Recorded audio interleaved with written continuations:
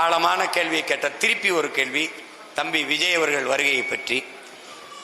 15 ஆண்டுகளாக அண்ணன் எடுத்து வைத்திருக்கிற கோட்பாடுகளை நீங்கள் பார்த்தீர்கள். மொழி குறித்தோ, இனம் குறித்தோ, இந்த இனத்தின் வரலாற்று குறித்தோ, இந்த இனம் தூக்கி சுமந்து வந்த துயரம் குறித்தோ ஒன்றும் இல்லை. இஸ்லாமிய சிறை கைதிகள் விடுதலையில் அவருக்கு ஏதாவது நிலைப்பாடு இருக்கா? இல்லை. இஸ்லாமிய மக்களின் உரிமை, சரியத்து, வக்பு வாரிய சட்டம், முத்தலாக்கு ஏதாவது நிலைப்பாடு இருக்கா? இல்லை. எதுலையாவது இருக்கா? கச்சத்தீவு திருப்பி எடுக்கணும். கச்சத்தீவு கொடுத்ததனால் வந்த காயம் 800 பேருக்கு மேல தாக்கி அழிக்கப்பட்டிருக்கார்கள். அந்த சாவின் வழி அண்ணன் முன்வைத்த கோட்பாட்டை தாண்டி ஒரு தத்துவத்தை வைத்து அவரையும் விட ஆகச் சிறந்த ஒரு கோட்பாட்டோடு நான் வருகிறேன் என்றால் கைதட்டி வரவேற்று முதல் தொண்டனாக இருக்க தயாராக தான் இந்த சீமான். நீங்க புரிஞ்சுக்கணும்.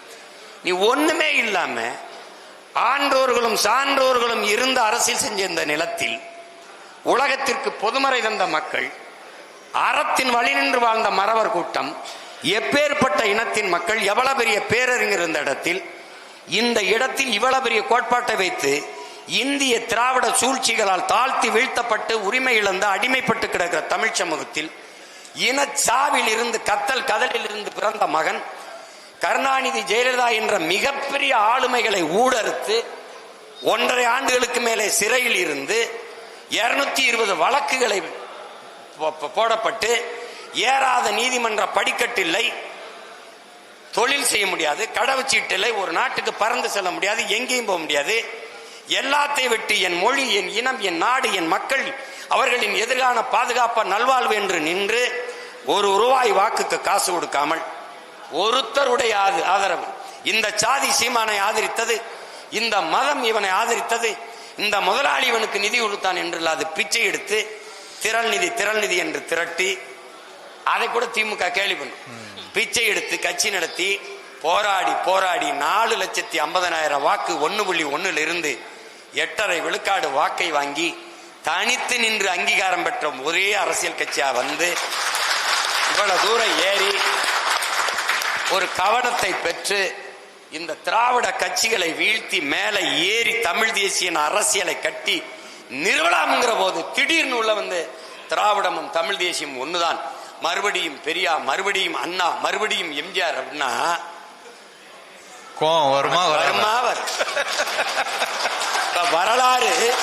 வரலாறு திரும்புதா, அங்கேயே சுத்துதா. தம்பி, திமுகவின் தோற்றுனர் பேரறிஞர் அண்ணா, அதிமுகவின் தோற்றுனர் ஐயா எம்ஜிஆர். 2 பேரும் படத்தை வச்சுக்கிட்டு எங்கிட்டு வரலாறு திரும்பும்? நீ தான் திரும்பணும். உங்களுக்கு புரியுதா? திராவிடம் என்ற கோட்பாடு என்னரும் சொந்தங்களே, தமிழர் அல்லாதவர் வசதியாக வாழ்வதற்கும் ஆள்வதற்குமான கொண்டு வரப்பட்ட ஒன்று என்பதில் நீங்கள் புரிந்து கொள்ள வேண்டும். இந்த கருத்தை ஏற்பவர் எதிர்ப்பவர் எவர்? இங்கே எதிர்ப்பவர் தமிழர் அல்லாதவர் பாதுகாப்பாக வாழ்வதற்கும் ஆள்வதற்குமாக கொண்டு வரப்பட்ட ஒன்றுதான் திராவிடம். திராவிடம் என்ற ஒன்றே கிடையாது. எப்படி பார்த்தாலும் சங்கி, நான் கூட சொன்னேன், சங்கி என்றால் கூட நண்பன் என்ற பொருள் வருது. திராவிடம் என்றால் எப்படி பார்த்தாலும் திருடன் என்றுதான் பொருள் வருது. எப்படி பார்த்தாலும் அந்த சொல்லே தமிழ் சொல் இல்ல, அது சமஸ்கிருதம். அப்ப அங்கிருந்த திருட்டு மாடல், அது தமிழ் இல்ல, ஆங்கிலம். எது திராவிட மாடல் ஆட்சி? அது எதிர்க்கணும்னு ஒண்ணு இல்ல. நீ நான் கேட்கிற கேள்வியை சொல்லு. தமிழ் சனியனை விட்டு ஒழியுங்கள். உன் தமிழில் என்ன இருக்கிறது? இப்ப நான் ஒரு தமிழன், இவர் தெலுங்கர் என் நிலத்தில் வாழ்றார், இவர் ஒரு கன்னடர் என் நிலத்தில் வாழ்றார், இவர் ஒரு மலையாளி, அவர் ஒரு மராட்டி, இவர் ஒரு பீகாரி, இவர் குஜராத்தி, எல்லாரும் என் தாய் நிலத்தில் வாழ்றாங்க.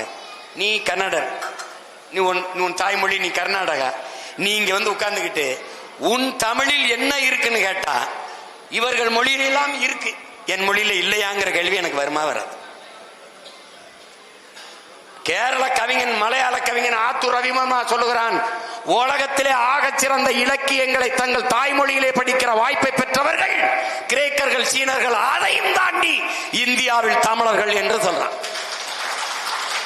அவன் அடுத்த வரி சொல்ற, அந்த தமிழ் மொழியில் தாய்மொழியின் தாய்மொழி என்பதிலே எனக்கு பெருமை என்று பதிவு செய்யறான்.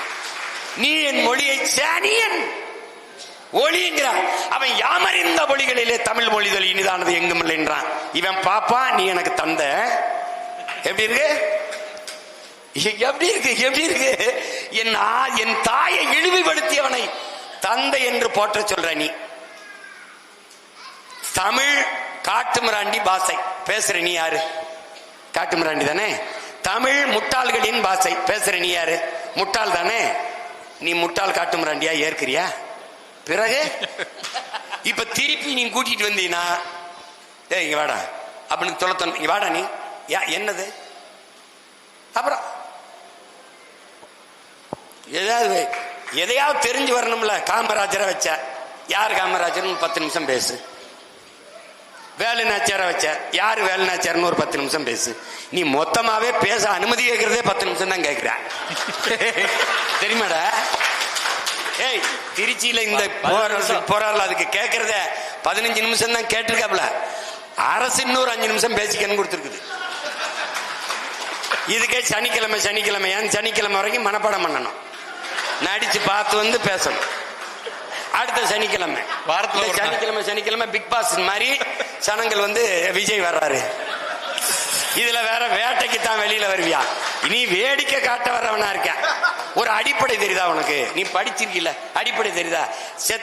செத்த மிருகத்தை செத்ததை திங்காத சிங்கம். இதுல இருந்தே உனக்கு தெரியல. அது எந்த காலத்திலயும் வேட்டைக்கு போகாதரா. பெண் சிங்கம் தாண்டா வேட்டையாடி கொண்டாடும். அது செத்த தாண்டா முன்னாடி கொண்டாந்து போடும். அதை தாண்டா அது திங்குது. நீ வேடிக்கை பார்க்க வர சிங்கம், வேடிக்கை பார்க்க வர சிங்கமா இல்ல, வேடிக்கை காட்ட வர சிங்கமா இருக்க. கோட்பாட்டு அளவுல தான் எதிர்க்கிறேன். உறவளவுல நீ அண்ணன் தம்பி இல்லைன்னு நம்ம பேசுறோமா, சண்டை போடுறோமா?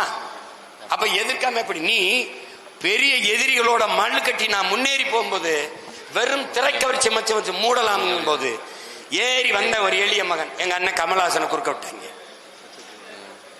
அதை அடிச்சு முன்னேறி போகும்போது இவர் வர்றாரு. வரும்போது முன்னாடி நிக்கிறவன் என்ன பேசணும்?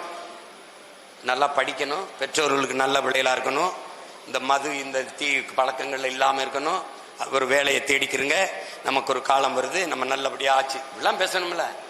எவனாவது அவர் பேசுறத உட்கார்ந்து கேட்டு பார்த்திருக்கியாடா? தேட்டர்ல முதல் காட்சி கத்தோம்ல அதே தான். அப்புறம் ஏன எதிர்க்கிறீங்கன்னா உனக்கு நண்பா நண்பி, எனக்கு தம்பி தங்கைகள். அவன் எதிர்காலத்துக்கு தான் நான் போராடிக்கிட்டு இருக்கேன். அவனை வந்து இப்படி விட்டுறக்கூடாதுன்னு நினைக்கிறேன். அதனாலதான் கத்துறேன். ஏய் இருப்பா, உன் வேலை இல்லப்பா, இருப்பா. நான் இங்க சண்டை போட்டுக்கிட்டு இருக்கேன்லன்னா குறுக்க வரும்போது என்னடா இவன் வேற ஒரு இதுன்னா வருது. எதிர்க்க வேண்டிய தேவை எனக்கு என்ன வம்பா வருது? நான் கேட்கிற கேள்விக்கு பதில் சொல்லி. இப்போ பாரதிய ஜனதா உன் கொள்கை எதிரி. முதல்ல உன் கொள்கையை சொல்லு, அது எதிரா இருக்கா இல்லையான்னு நான் சொல்றேன். ஏடா சிரிக்கிறா?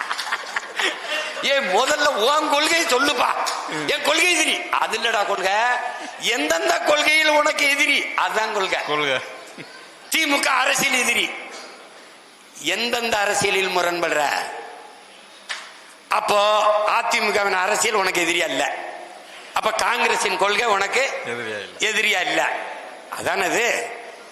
பாரதிய ஜனதாவுக்கும் காங்கிரசுக்கும் ஒரு கொள்கை மாற்று யாராவது இந்த கூட்டத்தில் சொல்லுங்க. யாராவது சொல்லுங்க பெருமக்களே. வெளியுறவுத்துறை கொள்கை, பாதுகாப்பு கொள்கை, மருத்துவ கொள்கை, கல்விக் கொள்கை, போக்குவரத்து எதுலையாவது இருக்காட தம்பி?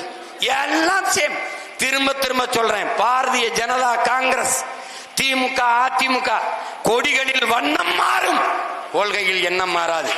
Party change, no policy change. போட்டு குழப்பிக்காத. ரெண்டா பயலா யோக்கிய பய. இந்த நாட்டிலே தமிழ் தேசிய மக்கள் பெருத்து வாழ்கிற இந்த நாட்டிலே இருக்கிற பலாயிரக்கணக்கான பிரச்சனையை தந்தவன் எவன்? ஒன்னு காங்கிரஸ், பாரதிய ஜனதா. அவன் திணித்த போது கைகட்டி வேடிக்கை பார்த்த அனுமதித்தவன் எவன்? திமுக அதிமுக. இந்த 4 பேரை தாண்டி எனக்கு இந்த நாட்டில் பிரச்சனை வந்ததுன்னு யாராவது சொல்.